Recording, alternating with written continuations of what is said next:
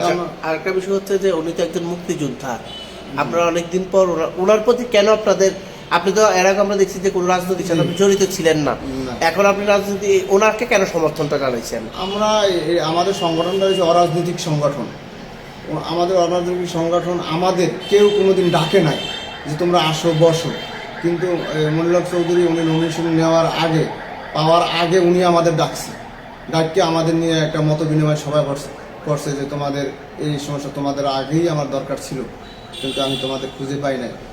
Councillor মাহবুব স্যারের অধীনে উনি আমাদের পাওয়ার পরে আমাদের নিয়ে একটা মত বিনিময় সভা করছে এবং উনি শ্রমিকদের বোঝে যে কি করতে হবে, শ্রমিকরা কি চায় এগুলো উনি বোঝে, কেন উনি দীর্ঘদিন ধরে রাজনীতি করে। তো আমরা দেখে আসছি, আমি প্রায় 2001 সাল থেকে ওনাকে দেখি যে উনি এই যে উন্নয়নমূলক কাজগুলো করে।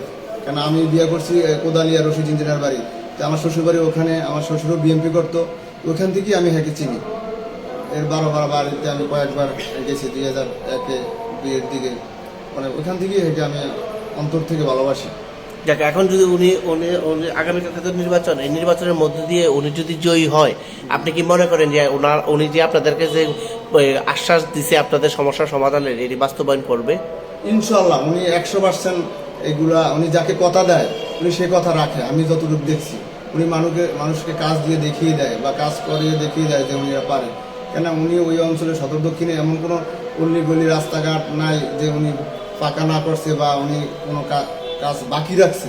কেন আমি কোদালিয়া, ফিফুলিয়া, কোটবাড়ি ওইদিকে অনেক জায়গা দেখছি যে সব ওনার রাস্তা করা, অল্লি গলি সবগুলো ওনার করা। আমি এইসব রাস্তা দিয়ে তো আমি ঘুরি, আমি যাতে একজন কন্ট্রাক্টর 27 বছর সিভিল কন্ট্রাকশনের কাজ করাই, এমন কোনো রাস্তাঘাট দিয়ে নাই যে আমি গেছি না। সবাই ওদিকে গেলে এটা কার করা, মনীষ চৌধুরী করা, এটা কার করা, মনীষ চৌধুরী করা। ওনারা একটা ডাকি অন্যরকম, ছোট বড় সবাই ওনাকে চেনে। দল নির্বিশেষে উনি কারো কোনো বিরুদ্ধে আমি দেখি নাই যে বক্তৃতা দেয় বা ই করে, এটা আমার চোখে এখনো পড়ে নাই। আচ্ছা, কি করলে আপনাদের শ্রমিকদের সমস্যার সমাধান হবে বলে আপনি মনে করেন? আমি মনে করি আমাদের মেন সমস্যা হয়েছে আপনার এই একটা নির্মাণ শ্রমিকের থাকার, বসবাস করার একটা ব্যবস্থা করে দেওয়া, যাতে এই প্রায় এত হাজার হাজার শ্রমিক আসে, তারা দেখেন, আপনি অনেক সময় দেখেন কান্দিরবার মোড়ে জড়ো হয়, তারা থাকার জায়গা নাই, তারা বিভিন্ন মসজিদ মাদ্রাসার মেসে থাকে।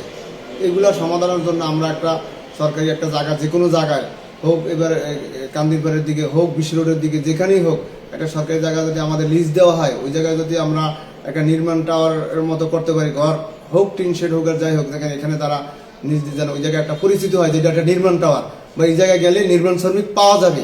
যে কেউ যেন ওই জায়গায় গেলে, যে কোনো কন্ট্রাক্টর বা যে কোনো রাজমিস্ত্রি, রড মিস্ত্রি এই জায়গায় যেন সন্ধান পায়, এটা আমি চাই আর কি। এটা হলে আমাদের জন্য সবথেকে ভালো হয়।